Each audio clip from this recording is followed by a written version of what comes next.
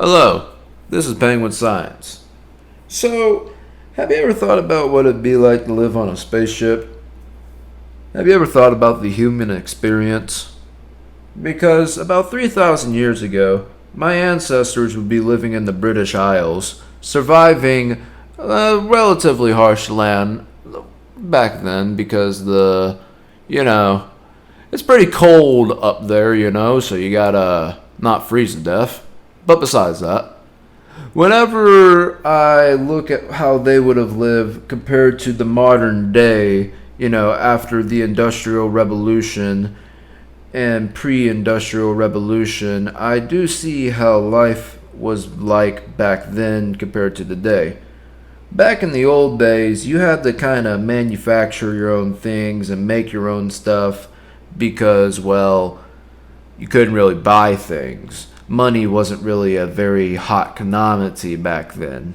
But yet, in today's world, after the Industrial Revolution, where machinery produced so much product that people could just be like, well, now we have a lot of things, so let's distribute it out and sell things and get money.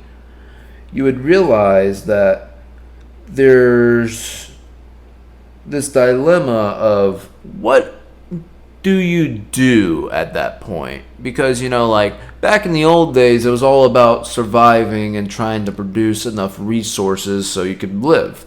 But now in today's world, you can overproduce so many resources and kind of just be like, what is the human experience now after you have the overabundance of supplies? And this is where I've gotten to the questions of what do you do at that point? And I just say go to space because, well, there's nothing else really to do on this planet. But besides that, let's say you're on a spaceship as well, and you have the overabundance of supplies. Like, you have enough food, you have enough water, you have enough everything. What do you do on the spaceship then?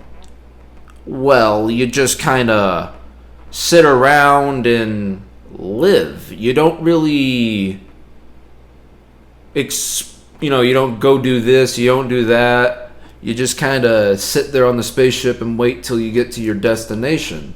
So it's like, in the reality of what it would be like to live on a spaceship, you're just kind of waiting. And it's like, what would the reality of living in today's world be? Well, you're just kind of waiting. Because there's the overabundance of supplies at points, and then there's the underabundance of it because, you got to go get a job so you can afford things. Unless you put in like 300 job applications and then you get no jobs and you're just sitting there like, but besides that.